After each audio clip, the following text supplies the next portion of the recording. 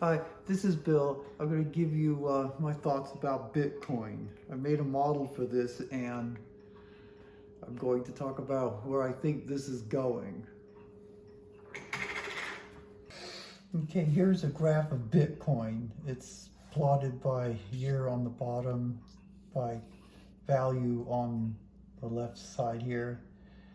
This goes up by a factor of 10 on each grid tick, so it's a log scale. The price of Bitcoin over history has roughly followed these purple dots over to here. And I was fascinated by this, so I tried to put together a model that I thought would reasonably represent what Bitcoin is and what it could do. The basic idea of the model is that Bitcoin is nothing more than just really a fiat store of wealth. It does not create wealth on its own behalf. It's just people put it in there as a way to preserve wealth against devaluing currencies and things like that. So the way it works is that you could think of it as like if you take the total global wealth and you throw in something that eats that wealth, it can only eat as long as the supply can continue to feed it. At some point you come to a saturation where things come into balance, and this is kind of the trick here with Bitcoin, is to find out where that saturation value is. And so a guy named Plan B, who seems to be a big name in the Bitcoin community, I guess had an adoption model, and his model was it was going straight up linearly in log space, and it levels off. But that's basically what a logistic growth does. Except his actually tops out at about $10 million. That's 10 million, that's a million, that's 100,000. Okay, my model has the same functional dependence, except what I did is I used the historic data, put it in there, like a data simulation. I talked about this in a previous video to fit some adjustable parameters. I have the 4-year halving cycling in there. And so with the latest data in here, well, actually not quite latest, but it's pretty close to this. It's this black curve here gives the prediction of what Bitcoin should do. And yeah, so it, of course, is predicting that it would be leveling out around like 50,000-ish. I think the interesting thing about this model, though, is that during the fast ramp up, we were basically 10xing every 2 years.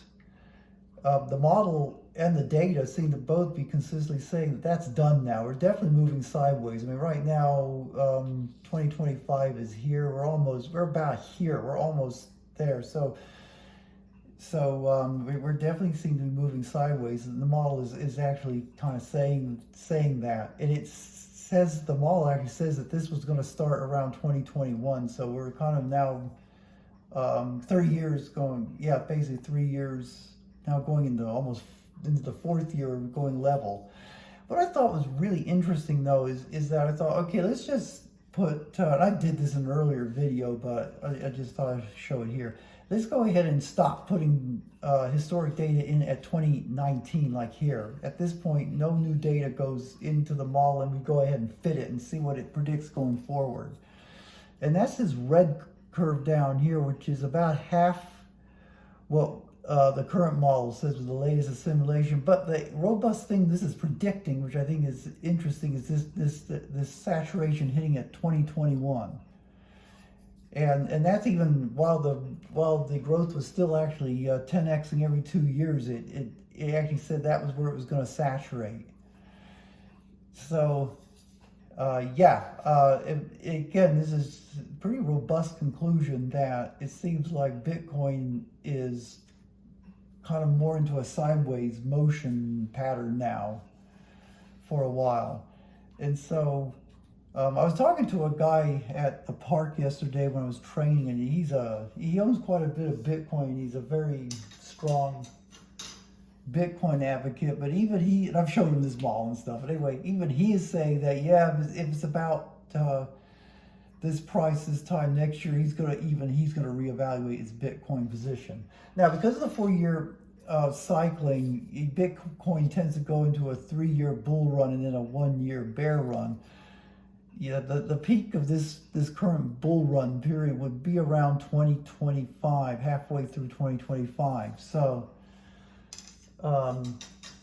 yeah, of course, that aspect of the model, I'll admit, it's very empirical, but that's when it would presumably peak before it goes into a bear market. And I'm thinking about this too. I think if Bitcoin is kind of just moved sideways from here to halfway through 2025, I may just go ahead and sell it and pay, just use it again to pay down my apartment mortgage loan. Got the statement today from the bank, and now I owe a little bit less than $83,000, so it's coming down. And yeah, I'm just really fascinated to see if this modeling idea actually really does predict, at least in a gross sense, the Bitcoin price behavior. Because you hear stuff all over the place, especially from the Bitcoin bull people that are saying going to $1 million or $10 million. But I think one of the biggest threats to Bitcoin, in my opinion, is that it does move sideways for a while and people get bored with the asset and then they just start selling. And then of course the price could really come crashing down and it probably would never recover, because there'd just be no reason for it. I'm kind of concerned about that myself. And most of these people are really pushing this Bitcoin hard. I mean, most of these guys are they're just traders. I mean, they're making a lot of money on it because they're using technical analysis, and they're if you're good at it, the volatility, which is pretty high with Bitcoin, you can make a lot of money. I mean, they're doing it on margin, like leverage trading as well, so they can 10x their investment positions. So I mean, I would say you kind of have to take that with a as a cautionary note. So those are kind of my thoughts on Bitcoin right now. Again, I just want to say this is not investment advice or anything like that. This is just a guy that's trying to understand the world around him, doing it, I guess, the way I know how to do it is using a combination of mathematical modeling and just my unusual way of looking at things. So yeah, I guess that's all I gotta say about that. And anyway, good luck with your investments, and bye-bye.